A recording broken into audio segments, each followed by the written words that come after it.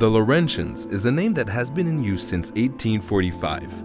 It originally designated the mountain range that lies between the St. Lawrence lowlands and the Canadian Shield. Today, the term identifies a region to the north of Montreal that covers over 22,000 square kilometers and has a population of more than 500,000.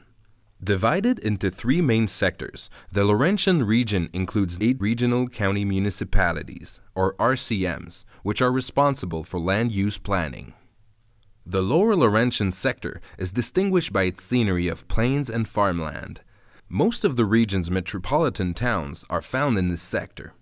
The central area, known as the Laurentian Heartland, is a major holiday destination. Located in the northernmost part, the Upper Laurentian sector has developed through forestry and seasonal tourism related to fishing and hunting. With a wealth of wide open spaces, the Laurentian landscape is crossed by numerous rivers. Used by First Nations long before the arrival of Europeans, these waterways become the newcomers' main access routes as they explore the territory.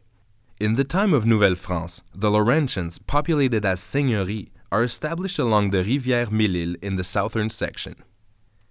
In the early 19th century, the first real settlement of the region is sparked by international events. Britain, faced with a European blockade that cuts off the timber supplies needed to build ships for its merchant fleet and navy, turns to its colony of Canada.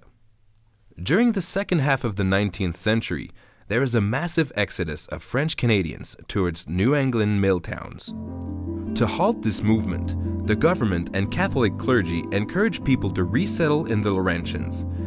Many families of British origins are already established in the western area of the region. It's during this period that Curé Antoine Labelle arrives in Saint-Jérôme and becomes the apostle of the colonization movement. He dreams of establishing a Kingdom of the North in the Laurentians, which he envisions as being French-speaking and Catholic. He also promotes the construction of a railroad leading north from Montreal to Mont-Laurier and even to the Abitibi-Témiscamingue region. This railroad is the ancestor of the Petit Train du Nord Park. In 1876, the railroad arrives in Saint-Jérôme. This encourages new settlers to move further north and ensures the regular shipment of goods between the north and the south. At this point, the settlement of the Laurentians really takes off. Numerous families move from overpopulated southern parishes and establish the first villages in the northern townships along the railway line. However, the poor, rocky soil of the Laurentians is barely suited for agriculture. Discouraged by the situation, many families move away from this harsh land. Others find new trades.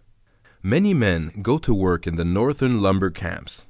By the thousands, they become lumberjacks in winter and log drivers in spring.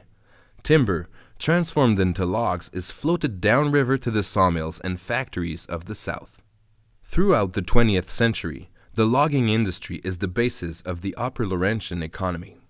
At the turn of the 19th century, the Laurentian heartlands turns to tourism to give its economy a new boost. A craze for winter sports attracts thousands of tourists to the Laurentians every year, from Shawbridge to Mont-Tremblant. Towards the end of the 1920s, ski trains are even added to the regular schedule so that Montrealers can enjoy a winter weekend in the region.